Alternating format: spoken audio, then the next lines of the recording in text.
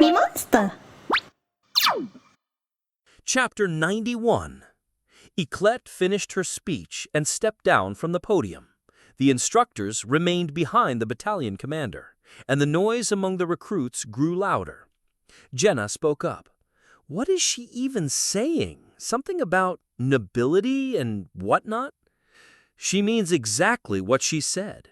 Out of the 100 people here, the top 3 will be transferred to Niflheim.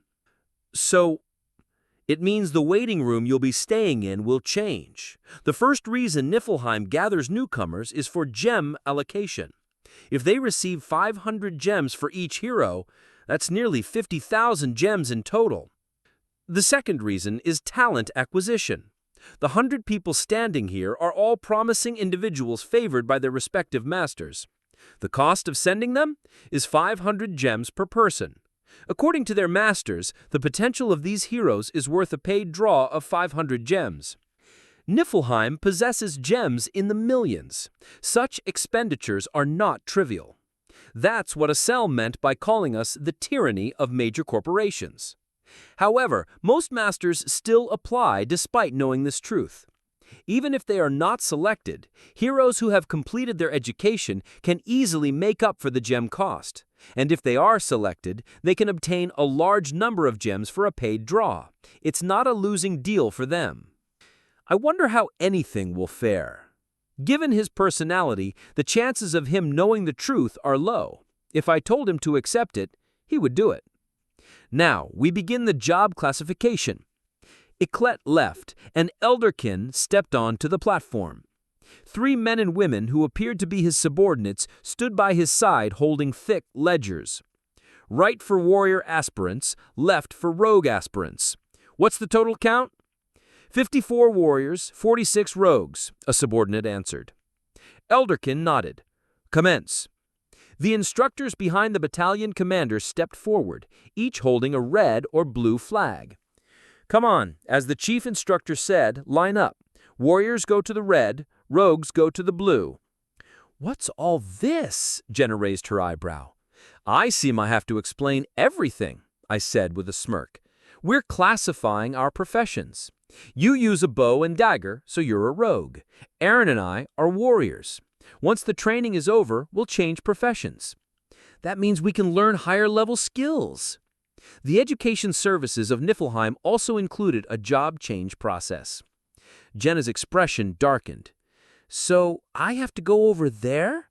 Is this where we part ways? Don't worry, we'll meet again soon. Is that really true? Have I ever lied to you? All right, see you later. Jenna shook hands with Aaron and then ran to the instructor holding the blue flag. Let's go too. We go to the right. Okay.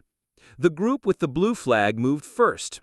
A male instructor led the prospective rogues to the 3-story building on the right. Next was our group, the warrior aspirants. Elderkin personally led us. Our destination was the 5-story building in the middle. The atmosphere here is quite unique, young Nim, Aaron said, scratching the back of his neck. I laughed without saying a word. I agreed. It felt like we had joined the army.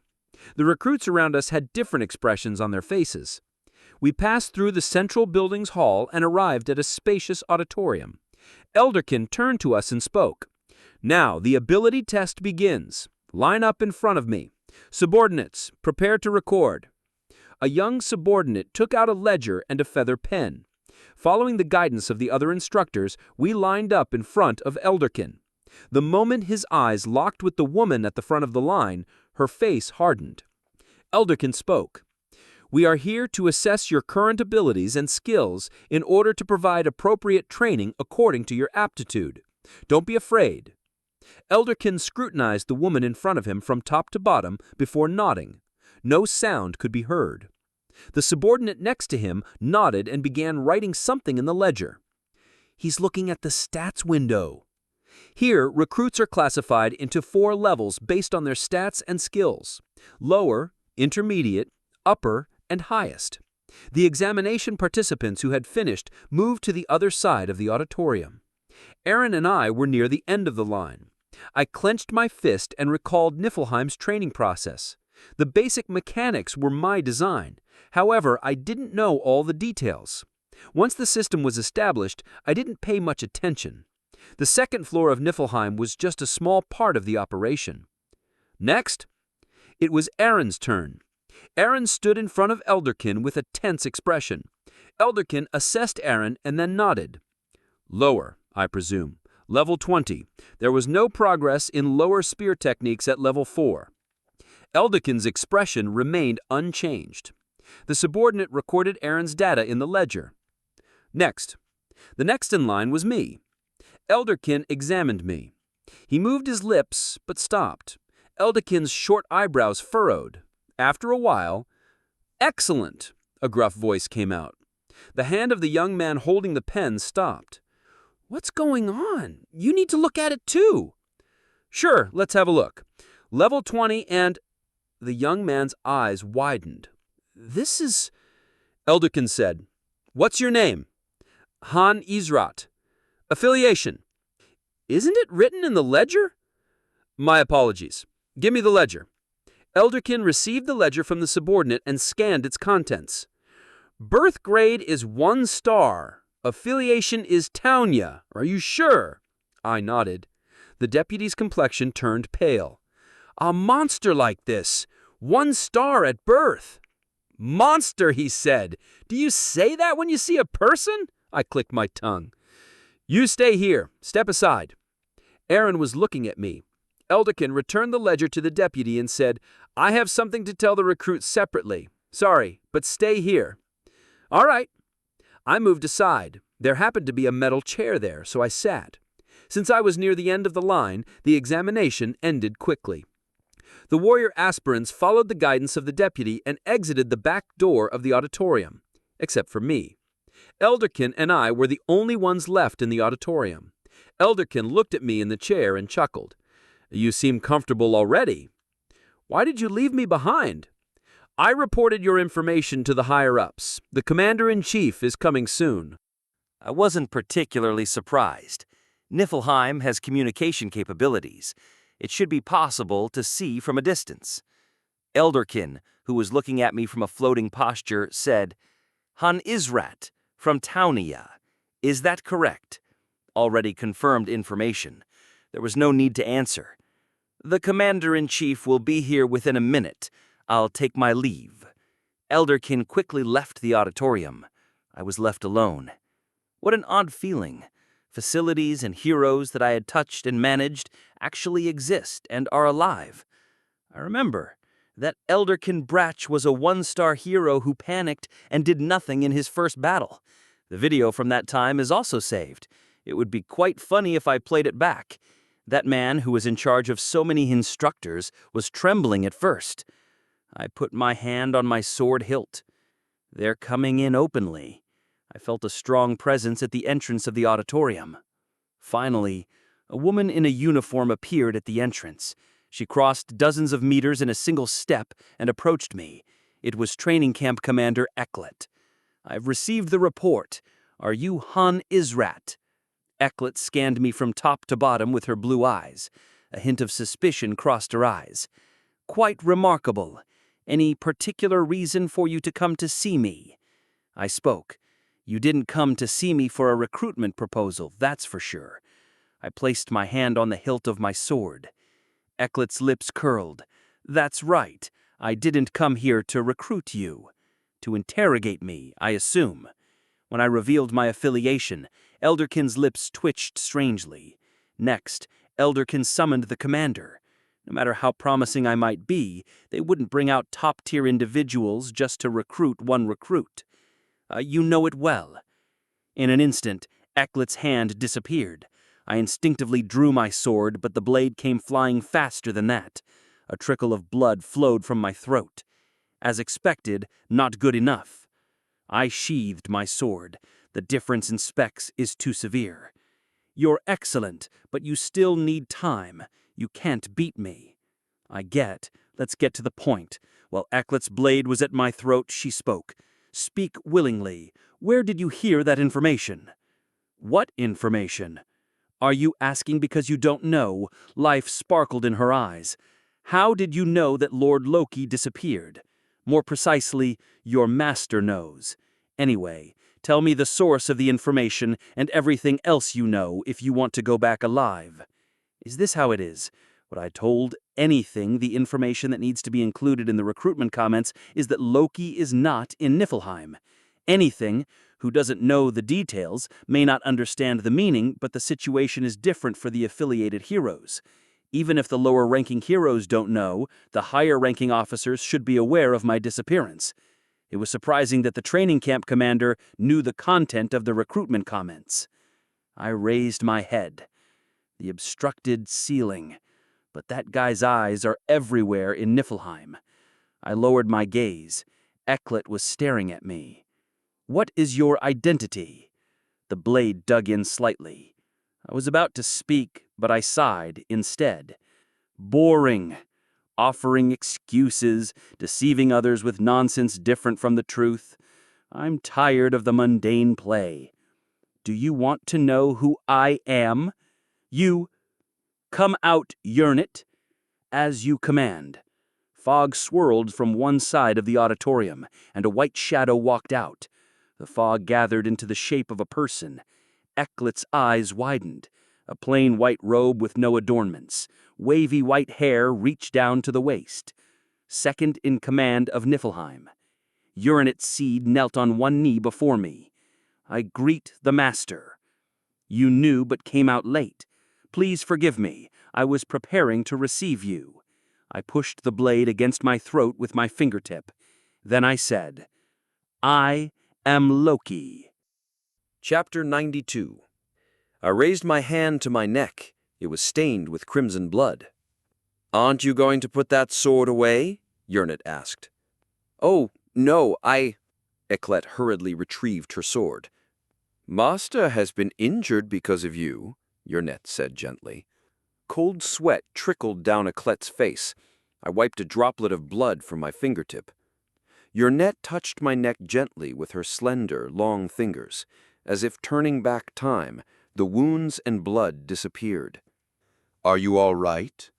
She looks worse than me, I chuckled. Eklet's body trembled like a leaf. This is our master, Lord Loki.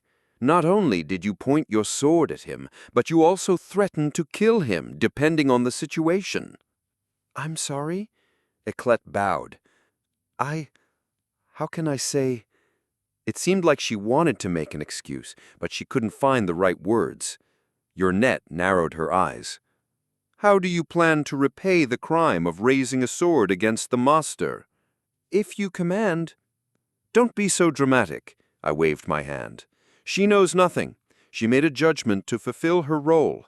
What hero could possibly think that the master would land here? That hero is right here. You're a special case. Let it go. A little spit and polish will heal the wounds, and it wasn't so bad. If that's your command, Yearnit looked down at Eklet, her eyes cold and unwavering. You're lucky.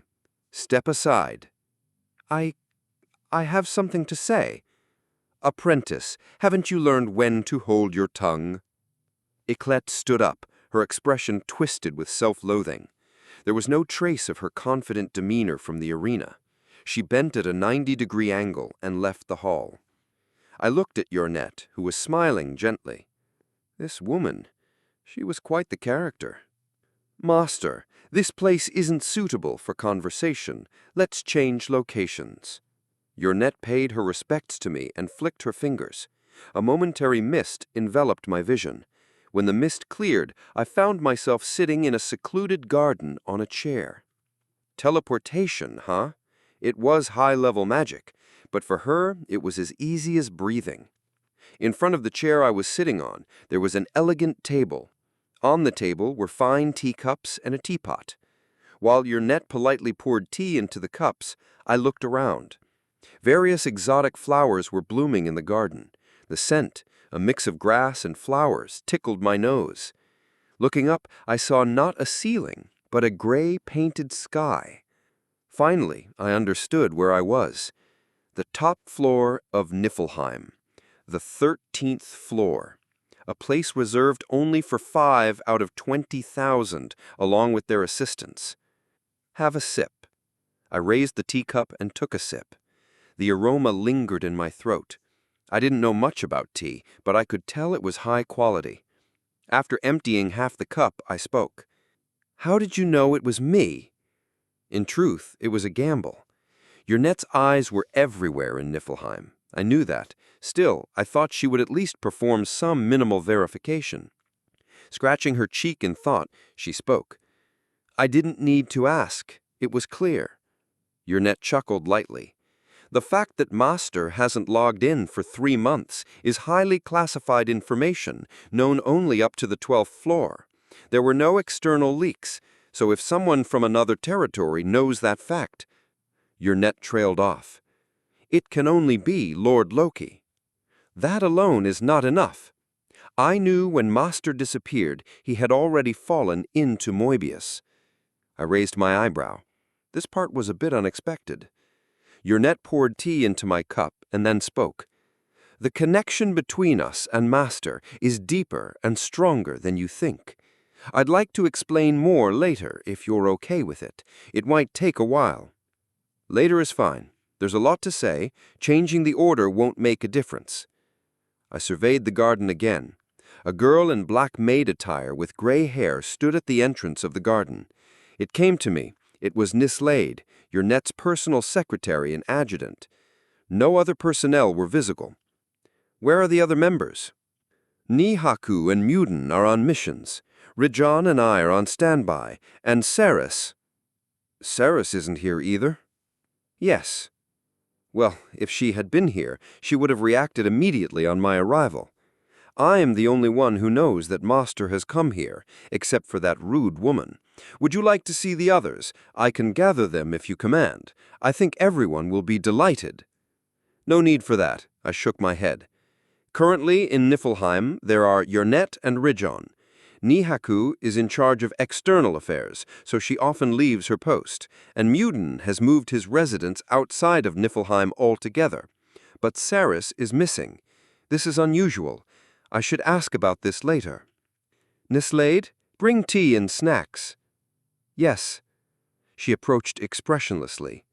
"Pleased to meet you." She bowed to me and left the garden with an empty teapot. In less than 10 seconds, she came back with a tray containing snacks and the teapot. After Nislade went back to the entrance, I said, "Don't you guys despise me?" "What do you mean?" "I didn't think it would be unreasonable to get stabbed as soon as I arrived. I didn't raise heroes and operate the waiting room out of affection. I thoroughly examined efficiency and value, and if they fell short, I dropped them. If they excelled, I promoted them. All the welfare facilities here were for combat efficiency and stress management, not built with heroes' benefits in mind." Yurnette, who was listening, smiled faintly. "You've used us as chess pieces in the long run." "Yeah." "Where is the resentment? Or not? Master never discriminated against us, always gave us opportunities, and led us to victory with sound judgment." Yurnette gently touched the flower bud on the table. "If it weren't for Master, our Niflheim would have rotted away long ago, me and everyone else." I remained silent. "That qualifies you alone." If she thinks so, I might find it hard to understand, but there's no need to argue if she believes so. "Anyway, it's an honor to meet you like this, Master Loki. I've been looking forward to this day. You're as dignified and magnificent as I imagined." Yurnette stood up from her chair and offered her greetings once again. I took a sip of tea. It felt very unfamiliar. "It's late tonight. I've prepared a mansion for you on the 13th floor, so please stay there and come back tomorrow morning. I'll call Rijon as well." "A mansion? So you even thought of that?" "I've prepared a place only for Master. It's right in the center of the 13th floor." I looked up at the sky. It was grayish-black with some streaks of gray. Observationally, the evening had passed. Jenna and Aaron would probably be preparing to spend the night in the dormitory of the training camp. "I'm fine with the dormitory at the training camp." "I didn't think you had that in mind." "I have no intention of sleeping in the mansion." "The meaning is clear. I was once a master, but not anymore. There is no need to treat me so kindly." I drank all the tea. So you're going back to the second floor? Yes, I prepared everything diligently, even a welcome party. A welcome party? Observing all the victories Master has achieved? It's an embassy. Too bad, Yurnet said. Anyway, I understood Master's intention well. Since you are nominally a trainee in Tonia, you want to be active on the second floor, right? It seems we'll have to go down to the second floor. Don't bother to come. Then how will I be of help to Master? I have a lot to say and tell. After training schedules, when it's free time, we can meet then. Free time is given in the evening. It won't take a while to meet Yurnet then. Yurnet, who had been contemplating, brightened her eyes. Master, how about this? After sending all the recruits back, rejected. We'll replace all the instructors, those with bad habits, rejected. The dormitory at the training camp is small and plain. Can we renovate it? Don't do that either. The facilities at the training camp are quite excellent, at least compared to Townia's current ones. It doesn't suit the Master's dignity. Yurnet expressed her dissatisfaction with a frown. I was taken aback and said, Where do you see dignity in me? I can see it, an aura of an emperor surrounding the Master. Can you see it? I asked Nislade, who was standing a distance away. I'm not sure. That settles it. When Yurnet chuckled forcefully, Nislade took a step back. Don't get carried away, and don't reveal my identity to the others either. I don't want to be tied down. Just let them know I'm alive. As you command. Yurnet bowed her head. Let's discuss this further tomorrow evening. Understood. I got up from my chair. I'll open a door discreetly. At Yurnet's gesture, a dimensional portal veiled in mist appeared in one corner of the garden. Inside the portal, I could see a corridor. It was the corridor of a training camp annex that accommodated recruits. Before I stepped through, I said, Yurnet. Yes? You've done well without me. Niflheim is still intact. I couldn't see every place, but I could tell that much.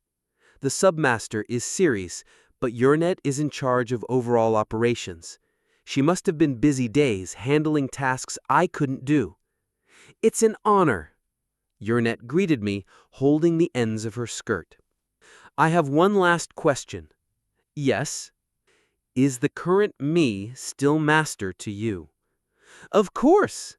Yurnet smiled lightly. Thud. At that moment, the garden shook violently.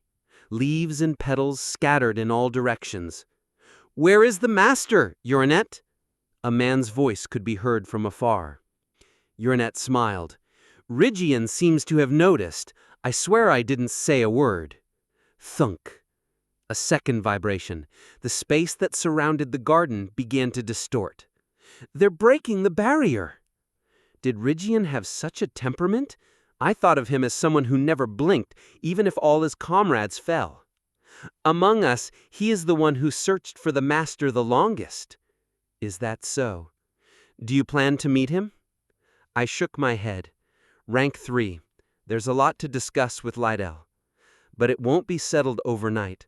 I planned to create a place after I had a clear understanding of the situation. We don't have time, Nislade said. Rygian is usually calm, but once he gets excited, it's hard to stop him. Understood. I stepped into the dimensional portal. Mist enveloped my body, obscuring my vision. Murmurs, voices of people chattering echoed. I surveyed my surroundings. In a wide circular space, tables and sofas were spread out. Recruits dressed in various outfits were engaged in conversations. It was the reception room of the annex. Next door, there were rooms for recruits to stay in. They've placed me here.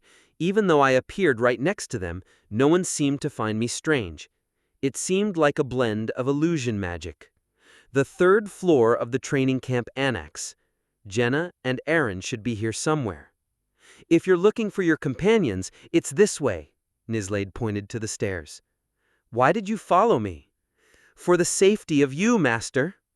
Don't worry. If anyone lays a hand on you, I'll break their necks. That's exactly what I'm worried about. Chapter 93. The next day. When I opened my eyes, I saw a strange ceiling. I recollected my memories. This place was on the 5th floor, among the annexes that accommodated recruits. It was the highest floor of the annex and had notably fewer rooms. The reason for the scarcity of rooms was simple. It was reserved for the instructors. Yernet. Originally, I had been assigned to the 4th floor. However, due to an unknown fire in the room, I was forcibly moved here. This room was at the end of the corridor on the 5th floor. I roughly tidied up the bedding and got up. The room was clean and neat. The bed, desk, and wardrobe gleamed as if they were brand new. They really did well. I looked around elsewhere, but it wasn't like this. It felt like someone had turned the room upside down. Are you there? Knock, knock. A knocking sound resounded. Yes? Excuse me. Nislade entered, opening the door. She bowed to me and then glanced at the bed briefly. Silently, Nislade adjusted the pillow and blanket to perfection. Is there anything uncomfortable about staying here? It's quite plain. If you wish, you can go to the 13th floor. It's fine. I picked up the sheathed sword and shield on the desk. I spoke to Nislade, who stood upright in the corner of the room. You didn't reveal my identity, did you? Of course not. You said you didn't want any disturbances. Nislade lowered her head to me. I understand. If it were known that you were Lord Loki, it would cause a commotion in Niflheim. It wouldn't be that big of a deal. What a sad thing to say. Click. After securing the last strap of my armor, I opened the door. I will proceed with my mission. Nislade's body blurred and soon disappeared. It was the highest-ranked skill of covert movement. Nislade possessed the ability to erase her presence completely. Annoying. I had strongly resisted her company, but I had no choice but to agree due to Nislade's warning that there would be trouble if she didn't follow orders. The condition was not to disclose my identity to ordinary heroes and to conceal her own appearance. The first one had no problems until now, but the second one is actually easy. Contrary to appearances, Nislade was a master assassin and a 6-star at maximum level. She was a formidable warrior ranked within the top 100 solely by pure sequence. I walked out into the corridor. The instructors were chatting in the lounge. Our eyes met, but I ignored them. When I descended to the 4th floor, I could meet the two who were waiting. Oppa, you're here! Jenna shook my hand. Aaron, standing beside me, nodded his head to me. Did you get some sleep? The lodgings are better than ours. Thanks to that, I slept well. I slept well, too. His complexion doesn't look good despite saying he slept well. I smiled at Aaron's face. He must be thinking a lot. Who I am, how I knew about Niflheim, and what will happen to him. I had nothing to say at this moment. There would be a chance later. I looked around the reception room. In addition to us, other recruits were gathering and chatting. The main topic of conversation was Niflheim. Admiration for the size and facilities of the waiting room, Eclet's statement that top performers would be placed in Niflheim, and rumors about Niflheim that they knew. Jenna, who was watching the two girls gossiping, spoke up. We talked with the other girls yesterday, and they said this place is amazing. There are a lot of people, the facilities are great, and there are many strong people. Jenna whispered to me, recruits who aren't even part of this place know about Niflheim. Information about this place seems to be more widely spread than I thought. And most importantly, they say this Niflheim has never lost before. Who said that? Just everyone was saying that. I've heard that story too. They say they're invincibles. Aaron added, never lost. I had failed in missions many times. As I pondered, I realized, are they talking about something other than missions? Maybe they're talking about battles between masters. If that's the case, I couldn't deny it. It was true after all. Many seem to want to get into Niflheim. You mean by becoming the top-ranked trainee, right? Yes, they say there's no worry about being synthesized or dying on missions. The welfare is perfect, and the evaluation of contributions to the public is excellent. They don't discriminate against people from other places either. I looked around at the other recruits once again. Not 100%, but hope was evident in the expressions of many recruits. How about you? It's just talk, right? Of course we have to go back. Our comrades are waiting. I feel the same way. The two's answers were without hesitation. Of course they would. They had a purpose to go back. Recruits who were making reluctant faces probably had similar reasons. The question is whether it will go as we wish. Entering Niflheim or returning to our original places wasn't a guaranteed option just because we wanted it. The Klet's condition for offering lordship was to be in the top 3. 97 people would be left out. Even if they wanted it, they couldn't stay in Niflheim. The second case was when top rankers didn't want to receive lordship. Sometimes this happens, but 99% of the time, they end up in Niflheim anyway. By that time, negotiations would already have concluded, and the master would sell that hero to Niflheim. Jenna might end up like that. This girl's talent is exceptional. I had no intention of leaving her here, though. It was time. Following the guidance of the instructors, we gathered in the first-floor hall of the annex and headed to the cafeteria. After finishing our meal in the cafeteria, the first class awaited. If yesterday was for enrollment and room assignments, today marked the beginning of real education. We entered a large building across from the annex. We repeated the process of climbing stairs and passing through corridors. Once the large iron door opened, we arrived in a room with a high ceiling and rows of desks. I immediately realized it's a classroom. The recruits settled in as if they found it fascinating. After confirming the number of attendees, all the other instructors left, leaving only Elderkin. Elderkin stood in front of the recruits and spoke. From now on, you will receive theory classes. Theory? Half of your rigorous education will consist of acquiring theories and applications related to missions and combat. Detailed combat techniques will be taught in the latter part of the training. Question marks appeared on people's faces. Elderkin explained. You must already know this through your experiences. This world is different from reality, different in its laws. So what do you need to survive? No recruit answered. It's information. You must understand the laws of this world. What the characters that appear before your eyes mean, what stats and skills are, how to apply them in combat. Starting from the basics. Elderkin continued. From there, we will cover various topics, from mission types and strategies, object usage, enemy types and attributes, to warfare formations. Stats, skills, missions? These words sound familiar from somewhere, Jenna muttered. Well, that was true. I explained it myself. Do they also know about it? Well, there was no way they didn't know. The scene of a high-ranked individual passing on their memories to a newcomer was something I had seen many times. If you have rolled and experienced it for so long, it should be normal to have a well-established system. I assumed that and operated accordingly. The most important thing you must know is your current position in this world. Elderkin retrieved an object from under the lectern, a black and white painted square toy. It was a chessboard. There should be at least one in your domains. It's a game called chess. Elderkin placed a piece next to the chessboard, a round black piece.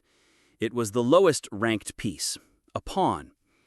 Is this an analogy for players and chess pieces? They said that chess was a basic item in the lounge. There would be no hero who didn't know that game. The Masters. Elderkin's explanation continued. It had a lot of side explanations, but the core of the analogy was simple. Heroes were nothing more than playthings to the masters, and they couldn't survive if they didn't realize this. But there was no one looking shocked. This shouldn't be a strange story for them either. Recruits weren't newborn chicks who had just been summoned. Missions, synthesis, and transformation were basics in the waiting room operation. If they hadn't realized that within the system, they were fools. Eldekin was clarifying the formation of the heroes, something the recruits were already partially aware of. The tedious lecture continued. Someone was already dozing off. Since everyone had become accustomed to physical training, it wasn't unreasonable for some heroes to find it boring. I'm feeling the same way. It was more tedious than boring, because he was reciting facts they already knew. In the afternoon, the class content changed. This time, it was about defining stats and skills, as well as levels and experience points.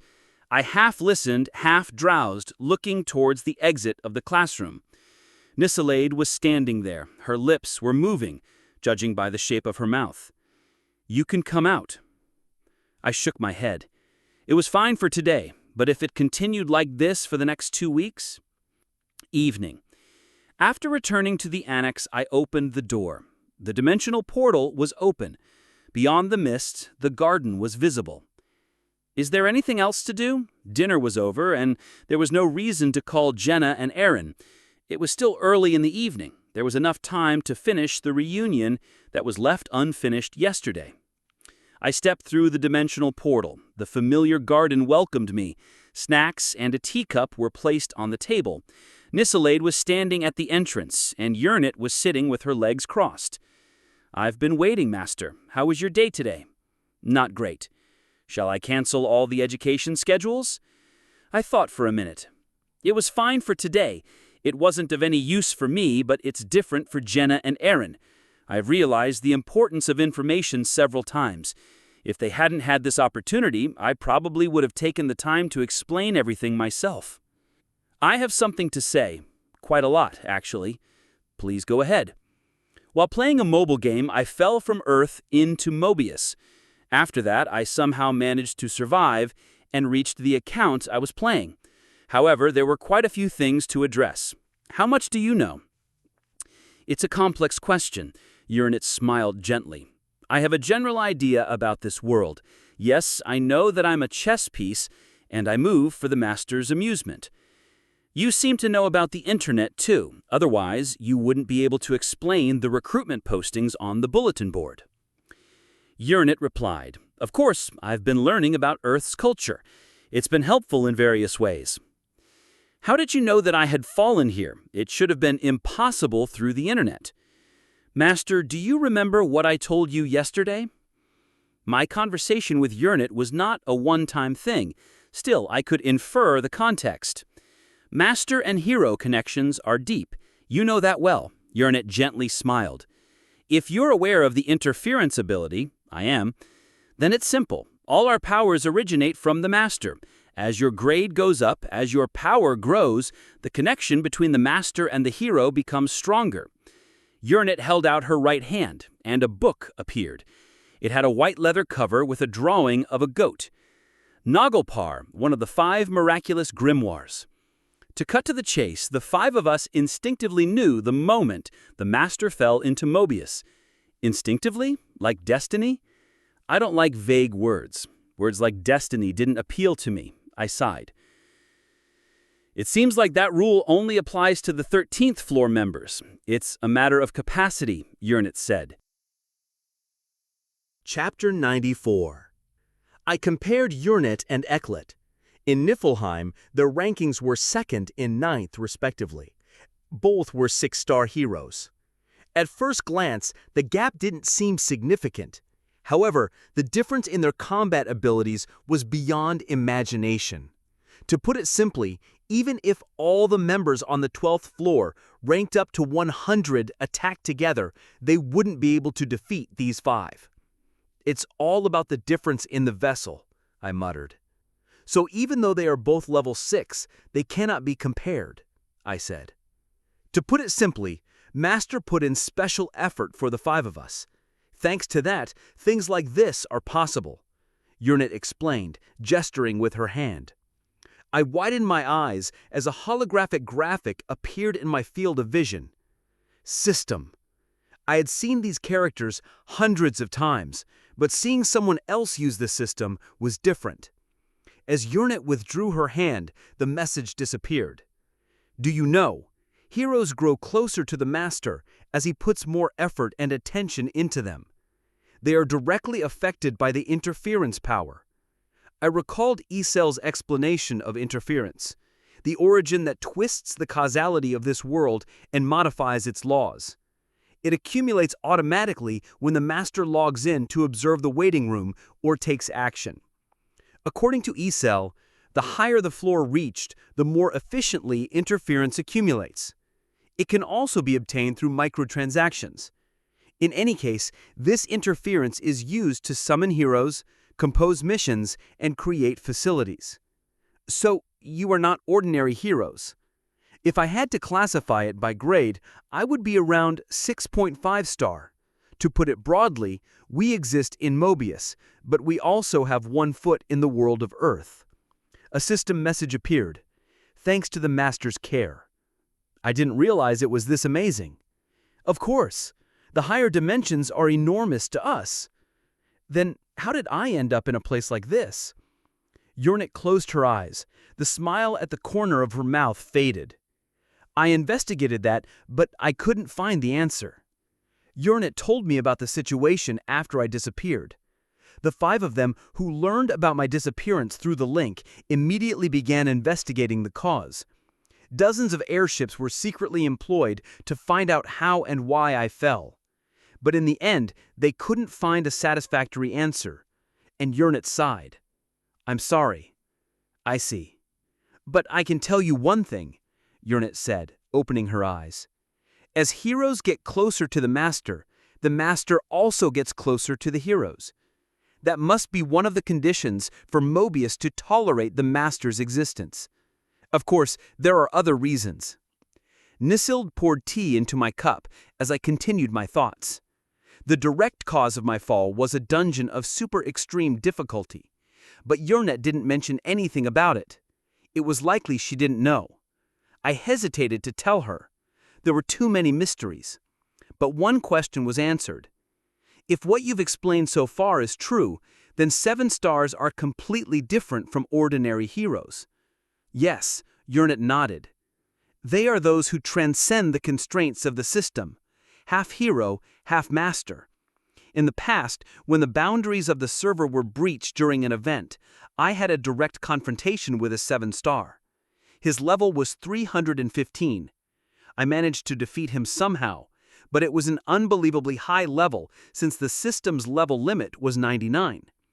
I summarized Yurnit's explanation. The grade is the hero's vessel.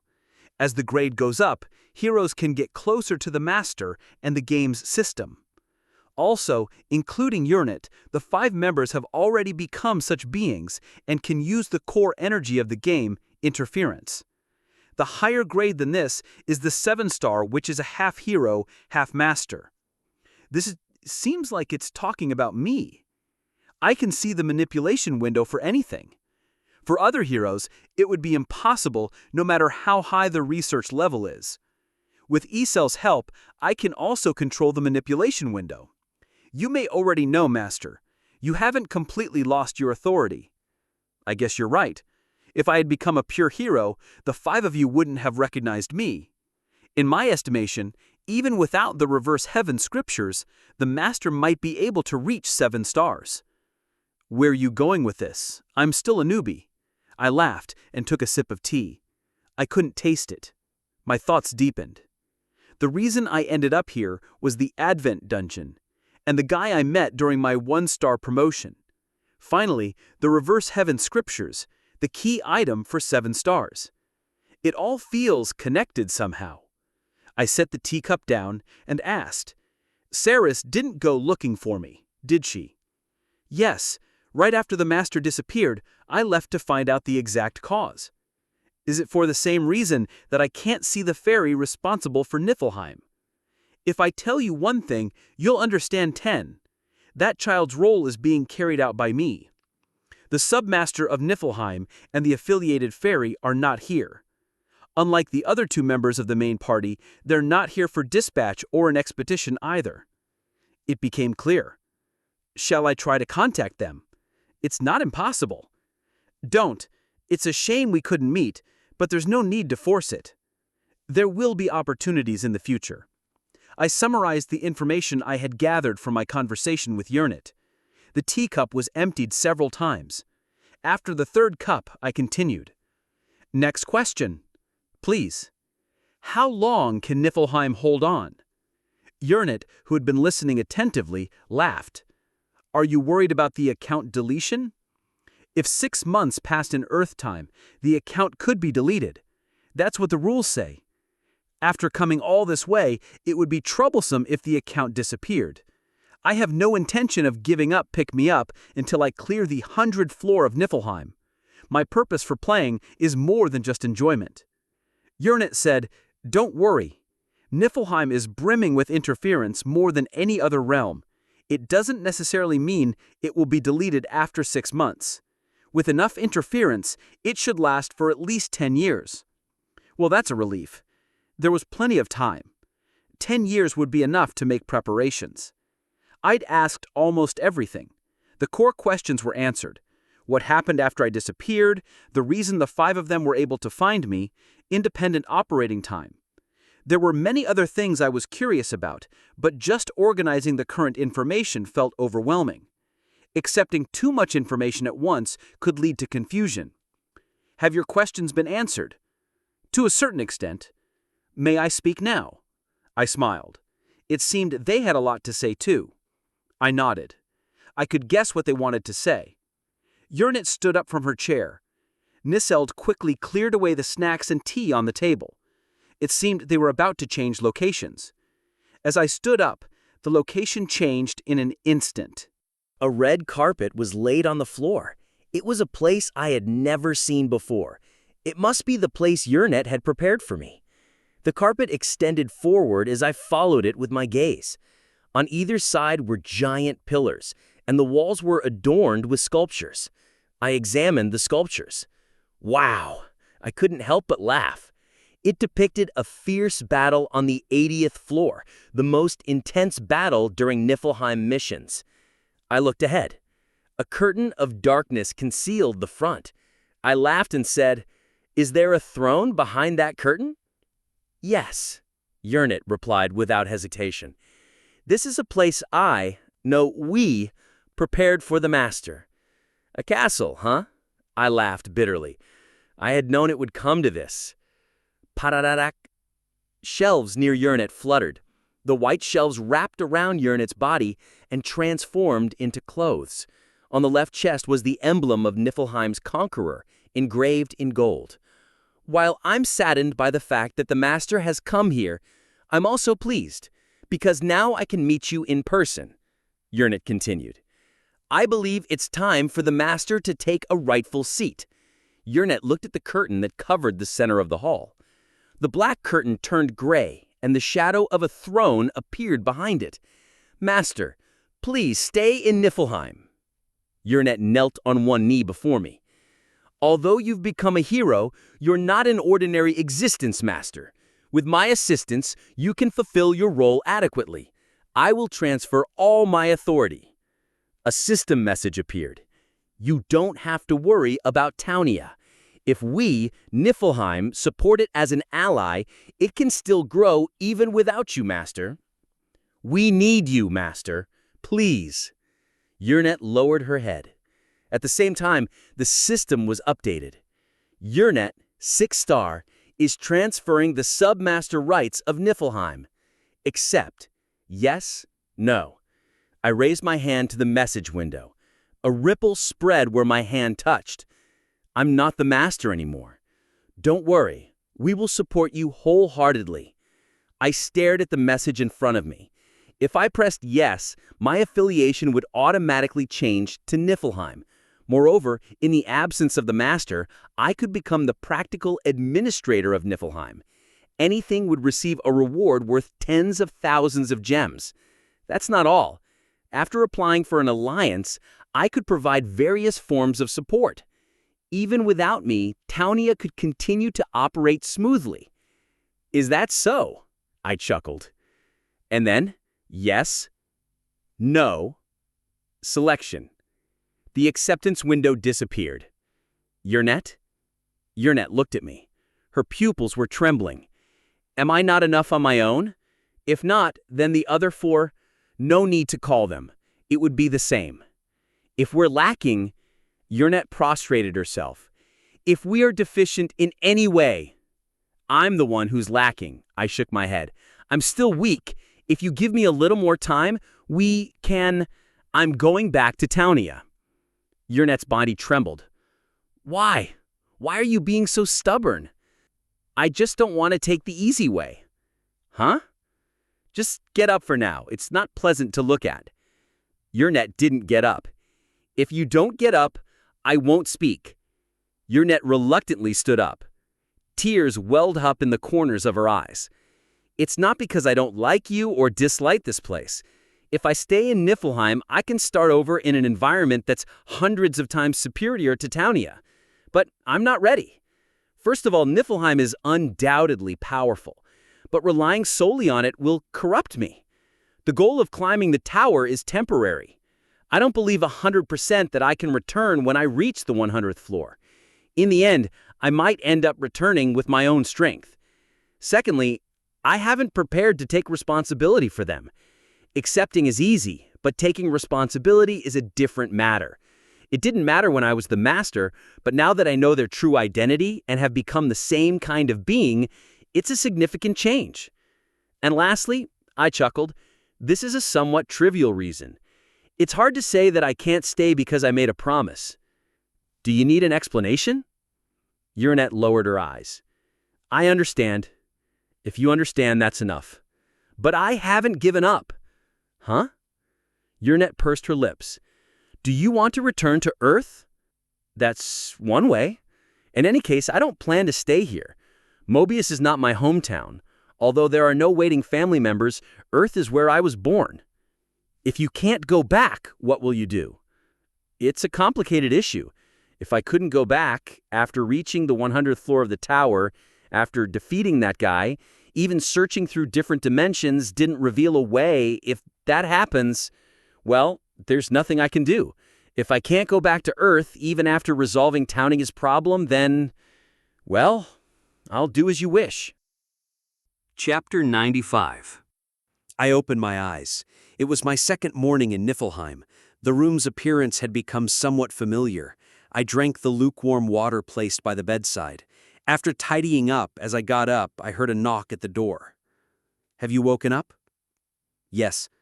Excuse me. Niseled entered the room and began arranging the bedding. How long are you going to follow me? Unless you have other orders, I'll stay here as long as you do. Niseled finished her tidying up. From her words, it seemed that she also knew I wouldn't stay here for long. I recalled yesterday's events. After I finished speaking, Yurnet quietly withdrew, saying she understood. There was no resistance or objection. My decision remained unchanged. I will strengthen myself.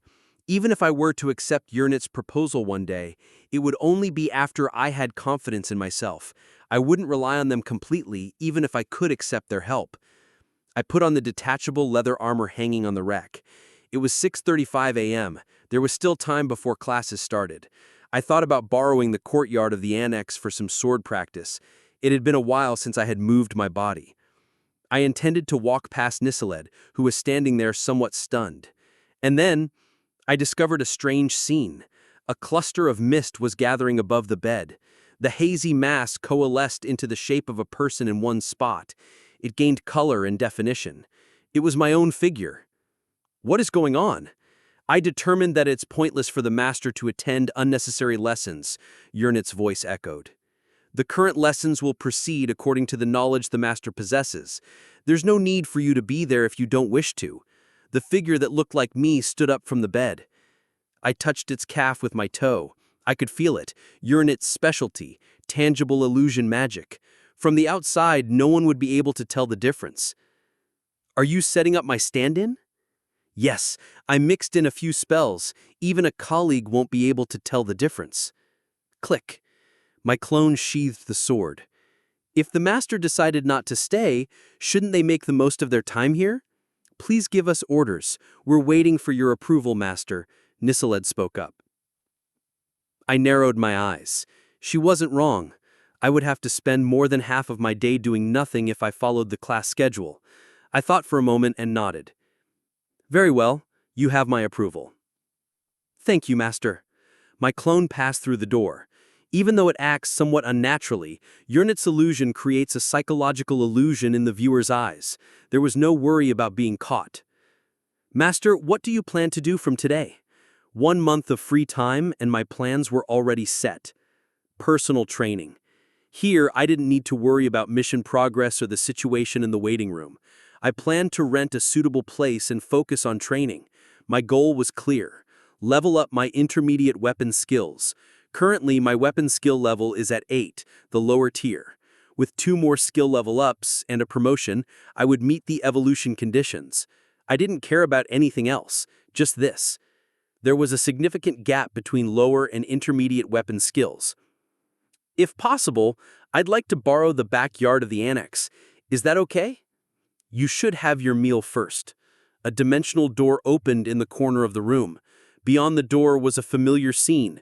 Urnit's residence, the Mist Garden. I hesitated for a moment and then nodded. I won't use this door. I'll go there myself. As you command.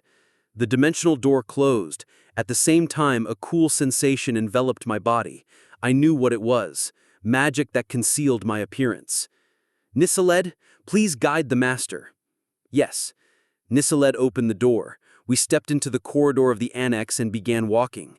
The instructors passed us by as if they hadn't seen us. I'll take a look around at least once. Niflheim. It's a place I designed and created. While it might be challenging to explore every location due to time constraints, I intended to see as much as possible. You don't know something until you've seen it with your own eyes. We entered the corridor leading to the elevators. A group of people in gray uniforms came into view. A black-clad instructor led them in front of the group. They must be from the main hall. These were heroes freshly summoned from Niflheim's summoning hall. They were in a state of continuous production. Heroes kept getting summoned even in my absence. Newcomers underwent basic assessments, were assigned to training centers based on their aptitude, graduated, and then were categorized based on their abilities. We reached the central hall on the 2nd floor. I saw elevators going up and down through glass corridors. People dressed in various colors were inside. Niseled pointed to the door on the right side of the hall. The master should go this way. The door, painted black, had golden patterns on it. It was a passage reserved for high-ranking officials. I followed Niseled inside, and the elevator began to move. Unlike regular elevators, there was hardly any vibration. I observed Niflheim's scenery through the glass in the back. The 3rd floor was home to basic production and gathering occupations. Heroes worked in a sorting facility on one side of the plaza. The 4th floor was where basic combat personnel resided. They were responsible for minor combat missions and escorting gathering personnel from the 3rd floor to weekly dungeons. As you went up the floors, responsibilities, authority, and benefits increased. But it wasn't a pyramid structure. The majority of Niflheim's personnel were in the middle floors, from the 5th to the 8th. This too was something I had arranged. They were in charge of commanding battles and managing Niflheim's facilities. Starting from the 10th floor, authority increased further. From the 11th floor, the number of personnel drastically decreased. 400 on the 12th floor, 90 on the 13th floor. The final 13th floor, strictly speaking, it only had 5 members. The main party's lieutenants were temporary members. The elevator door opened. Looking up, I saw a gray sky. It was the 13th floor, a circular floor. Unlike the city-sized other floors, it wasn't very spacious. At best, it was the size of a small village. The top floor of Niflheim was divided into 5 sections, with each its own residence. Was that created by Urnit? I pointed to the central castle. It was a building I hadn't seen before. Yes, it was built for the master. They've made it quite grand. While not flashy, it gleamed with black polish. Inside the castle, it seemed there was an audience room that I had entered yesterday. Master? "This way, please." Mist formed on the brick path and then lined up in a row. I smirked and followed the mist. The mist led to Yernit's garden. "This is as far as I go. Please take care." Niselid bowed her head. She seemed to be going to attend to other duties. I entered the garden. Yernit was waiting next to the central table. "I've prepared a meal." Yernit smiled and clapped her hands. Various bread and salads appeared on the table. "I've kept it simple, but I hope it suits your taste." "This is more than enough." I picked up a small piece of bread from the basket. If it had been a grand feast, I would have declined. I sat down and nibbled on the bread. "Why did you call me?" "I heard you were going to train." "That's right. We admire your determination to become stronger on your own. But," Yernit lowered her gaze, "I'm sorry, Master." "What for?" "We understand your intentions well, but it seems like you don't trust us." Yernit had a lonely expression. I chuckled. I had a sense of what she wanted to say. "Becoming stronger is good. However, I hope you can rely on us a little. Is that what you mean?" "Yes, we can only watch you from the sidelines." Yernit hugged her arm. "She's quite good at acting." Half of it was probably sincere. I chuckled and said, "I was going to ask for that." "Is that really true?" "Why else would I come here? If Niflheim had been of no use to me, I would have stayed in Townia. There's a reason why I came here, beyond just wanting information." I continued, "I'm not going to rely on you for everything, but I hope you can at least help." "How? How can we help?" Yernit leaned forward across the table. Her face came closer. "You're getting too close. Back off a bit." "I apologize for showing such behavior." Yernit adjusted her posture. "For starters, Master, should we send about 1,000,000 gems to Townia?" "Are you seriously asking this? Even with all the support, I would eventually have to stand alone from the higher floors. I can't spoil anything. Support for Townia is strictly prohibited. Contact is also prohibited. Unless I say otherwise, don't interfere in any way." "As you command." Yernit bowed deeply. "When it comes down to it, anything is quite dependent on me. But this is something I have to take into account. Basic care is necessary at the very least. It feels like raising an elementary school student." After clearing my thoughts about anything, I continued speaking.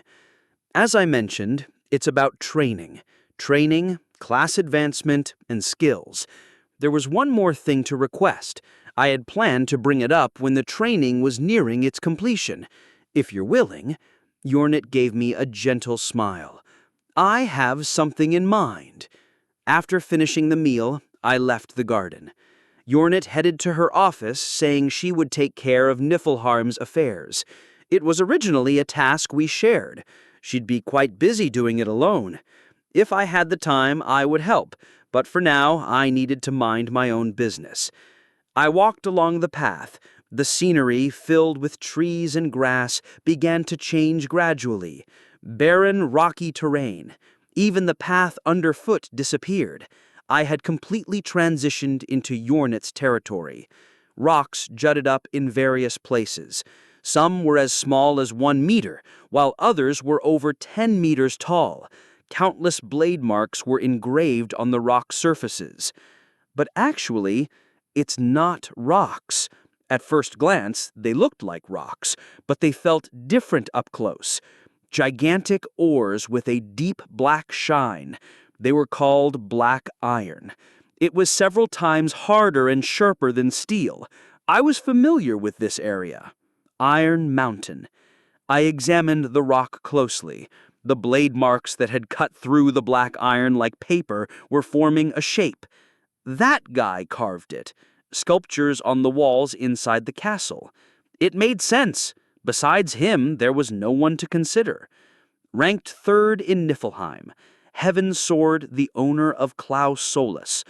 Translator's note, Claus Solus, also known as Clydeve Solus, or the Sword of Light, is a magical item that appears in many Irish and Scottish folk tales.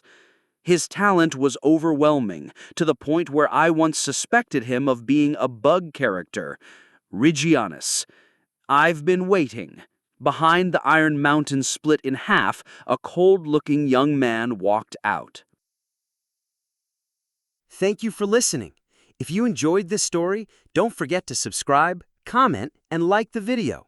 Have a suggestion? Let me know in the comments.